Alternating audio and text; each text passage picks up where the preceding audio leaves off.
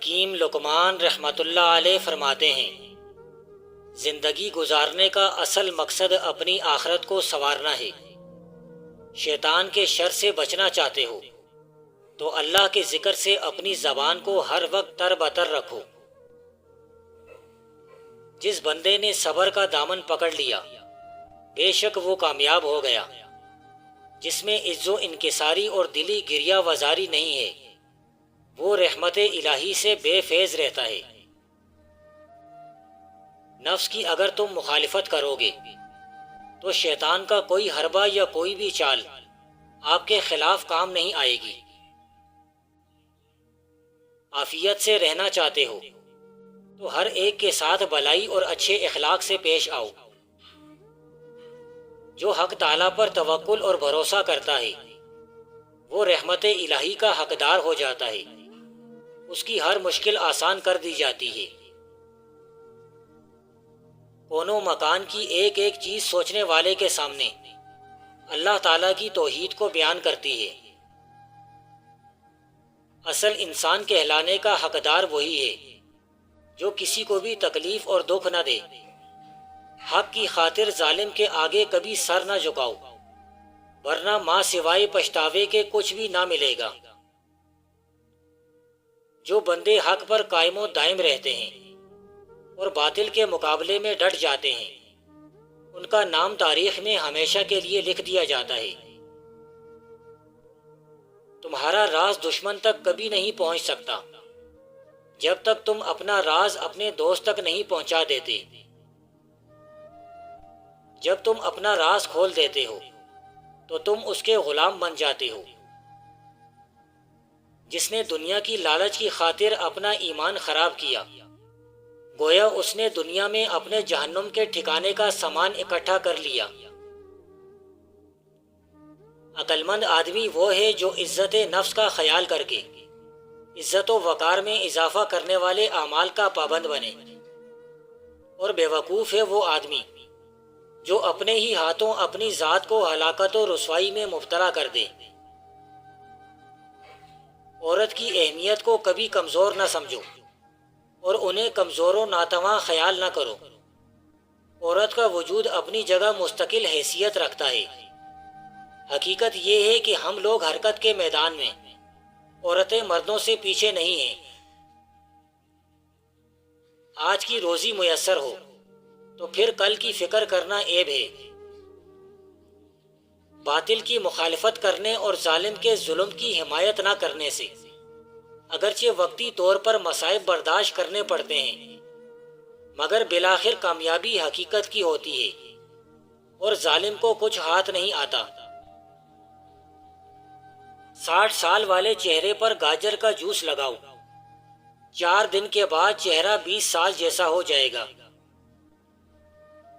اگر تمہیں شہادت نصیب ہو جائے تو تم دنیا کے خوش نصیب انسان ہو۔ اسلام عمل کا دین ہے۔ جو بہتر اخلاق اختیار کرے گا وہی اپنے انعام کو پہنچے گا۔ آخرت میں صرف وہی چیزیں مدد دیں گی جو اللہ کے لیے تم نے دنیا میں کی ہوں گی۔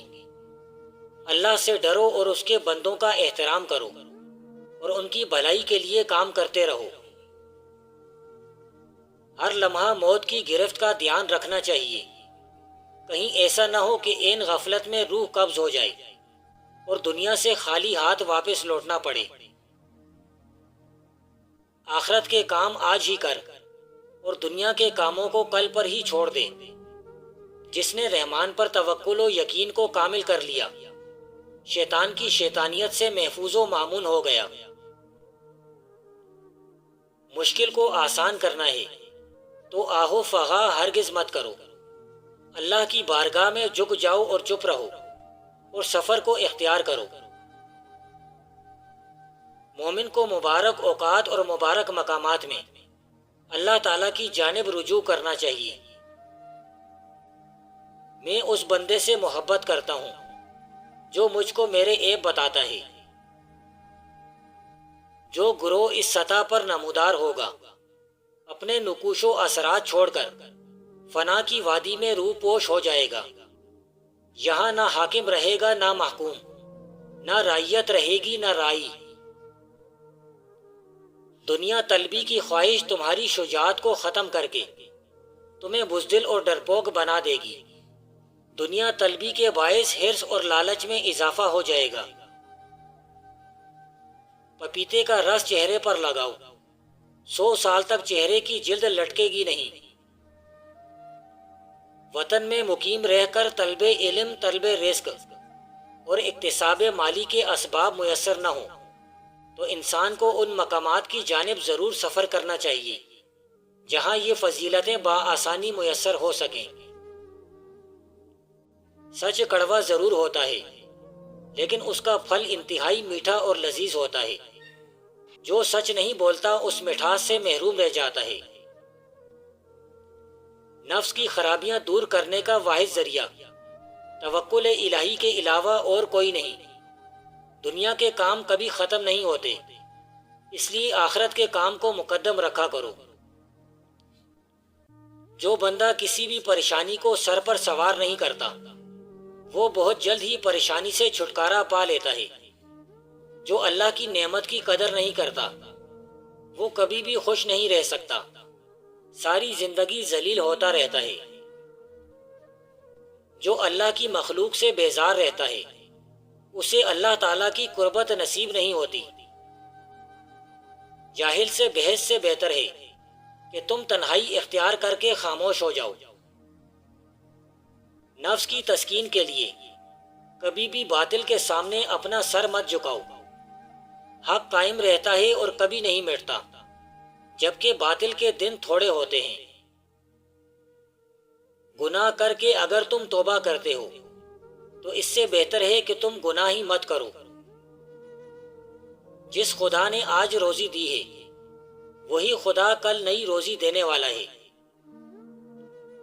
جس کام میں اللہ کا خوف شامل نہیں ہوگا وہ رائے گا جائے گا، قیامت والے دن ثواب کے ترازو میں اس کو نہیں ڈالا جائے گا۔ جس کام میں جب تک مخلصی اور جد و جہد نہیں ہوگی وہ کام اپنی منزل کو ٹھیک حالت میں نہیں پہنچ پائے گا۔ جو سچ بولتا ہے اور لوگوں کے مال میں خیانت نہیں کرتا وہ ہمیشہ اللہ کے امان میں رہتا ہے۔ دانا وہ ہے جو دھوکے کے گھر کی فکر کرنے کے بجائے بلا تاخیر دائمی دار کی فکر میں لگ جائے اور بقدر کفاف دنیا پر گزارا کر کے ہمیشہ کی راحت پر نظر رکھے۔ اگر دولت مند ہونا چاہتے ہو تو رات کو ایک تسبیح یا قادرو یا مقتدرو اول آخر درود شریف پڑھ لیا کرو۔ 7 دن یہ عمل کر لو، یقین مانو جلد ہی دولت مند ہو جاؤ گے۔